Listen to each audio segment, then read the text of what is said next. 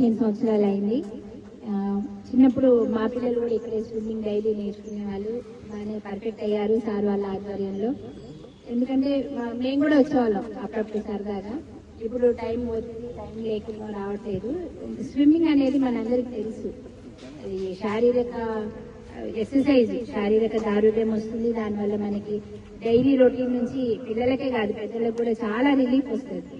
Relief వచ్చి మనకి కొంచెం మానసిక ప్రశాంతత అనేది కూడా వస్తుంది. ఇంత బిజీ లైఫ్ లో ముఖ్యంగా మన సత్తుపల్లిలో స్విమ్మింగ్ పూల్ 15 సంవత్సరాల కింద స్థాపించడం అనేది చాలా గ్రేట్. అసలు అప్పటి నుంచి అట్లా అందరూ ఆదరాభిమానాలతో దాన్ని కంటిన్యూ చేస్తూ, అట్లానే పిల్లలకి ప్రోత్సాహం కల్పించడం కోసం పిల్లలకి స్విమ్మింగ్ పోటీలు నిర్వహిస్తూ దీన్ని తీర్చిదిద్దుతున్నారు. పిల్లలకి ఒక చదివే కాదు ఆటపాటలు కూడా ఉండాలని నమ్మే వ్యక్తుల్లో మొట్టమొదటి వ్యక్తి నేను.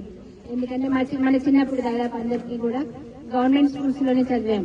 గవర్నమెంట్ స్కూల్స్ లో ఖచ్చితంగా ఈ ఆటలు ఉండే క్లాసులు, ఈటీ క్లాస్ ఒక రోజు ఉండేది, జిమ్ ఒక రోజు, అంటే అట్లాంటి ఎక్సర్సైజులు కానీ ఏదైనా సరే ప్రతిదీ కూడా స్కూల్ స్థాయిలో బాగుండేది. వారానికి 2 రోజులు కంపల్సరీ అది, ఒక రోజు క్రాఫ్ట్, ఒక రోజు ఎన్సీసీ, ఇట్లా ప్రతిదీ ఉండేది. ఇప్పుడు అట్లాంటివి సార్ వాళ్ళు ప్రోత్సహిస్తున్నారు. నేను ఎందుకంటే అలా స్కూల్లో ప్రతి ప్రోగ్రామ్కి వెళ్తా ఉన్నా, స్కూల్లో అన్ని ప్రోగ్రామ్స్ కండక్ట్ చేయడం కానీ, పిల్లల్లో ఉన్న ప్రతిభాన్ని తీసుకురావడము, వాళ్ళు మొత్తం డిస్ప్లే చేయడం అవన్నీ చూస్తే అక్కడ పోయినప్పుడు కూడా గంటన్నర టైం అయినా తెలియదు ఆ పిల్లల మధ్యలో గడిపితే.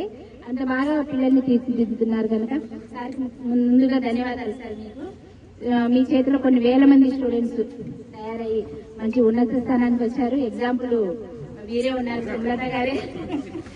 అట్లానే పిల్లలకు కూడా ఒకటే చెప్తున్నాను, సెల్ ఫోన్లు అనేవి పట్టుకోవద్దు దయచేసి. మీరెవరు కూడా సెల్ ఫోన్లు పట్టుకుంటే మనకు కాన్సన్ట్రేషన్ దెబ్బతింటది. వింటున్నారమ్మా?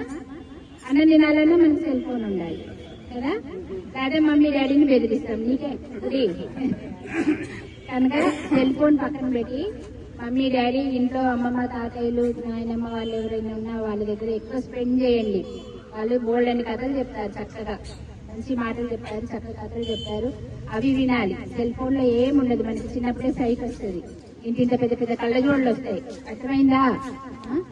కనుక సెల్ ఫోన్ పక్కన పెట్టాలి. మన బుర్రలో అంతా పిచ్చి పిచ్చి అన్ని వచ్చేస్తాయి, అవి చూస్తా ఉంటాయి.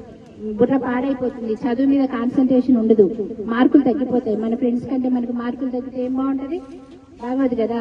మార్క్స్ మంచిగా రావాలంటే ఇట్లా స్విమ్మింగ్ నేర్చుకుంటున్నారు, ఇంకా సైక్లింగ్ నేర్చుకోండి, ఇంకేదైనా ఆటలు ఉంటే ఆటలు నేర్చుకోండి, ఫ్రెండ్స్ తో ఆటలాడుకోండి, పోట్లాడుకోండి, ఏదైనా చేయండి, కానీ సెల్ ఫోన్ మాత్రం చూడకండి ప్లీజ్. మీకు ఒకటే చెప్తున్నా, పేరెంట్స్ కూడా వాళ్ళకి సెల్ ఫోన్లు ఇవ్వకండి. అల్లరి చేస్తున్నారని సెల్ ఫోన్ ఇచ్చేసి మన పని మనం చూసుకుంటే మనమే వాళ్ళని చెడగొడుతున్నాం. దయచేసి సెల్ ఫోన్లకు వాళ్ళని అలవాటు చేయొద్దని మీకు మనవి చేసుకుంటూ, ఈ స్విమ్మింగ్ లో మరి ప్రైజులు కొంతమందికే వస్తాయి. పాల్గొన్న ప్రతి ఒక్కరికి ప్రైజ్ రాదు, కానీ పాల్గొనడం అనేది చాలా ముఖ్యం. ధైర్యం చేసి ముందుకు వచ్చి మీరు పార్టిసిపేట్ చేసినందుకు మీ అందరికీ కూడా కంగ్రాట్స్. అందరూ కూడా విజేతలే, అందరూ గెలుపొందారు కనుక మీ అందరికీ కూడా నేర్చుకుంటున్నందుకు, ముందుకు వస్తున్నందుకు, అలాగే పార్టిసిపేట్ చేసినందుకు కూడా మీ పేరెంట్స్ కూడా మిమ్మల్ని ప్రోత్సహించి ఈరోజు స్విమ్మింగే కాదు దేనికైనా సరే ఇప్పుడు పేరెంట్స్ లో కూడా అవగాహన చాలా వచ్చింది. అన్ని రకాలుగా పిల్లల్ని వాళ్ళు మోటివేట్ చేసి వాళ్ళే తీసుకొచ్చి జిమ్కి తీసుకెళ్లి ఇలా చేస్తున్నారు. ఒక చదువులోనే కాకుండా ఇవన్నీ ప్రోత్సహిస్తున్నందుకు ఇక్కడికి వచ్చిన పేరెంట్స్ అందరికీ కూడా నా మనస్ఫూర్తిగా శుభాకాంక్షలు తెలియజేసుకుంటూ ధన్యవాదాలు తెలియజేసుకుంటున్నాను. Thank you.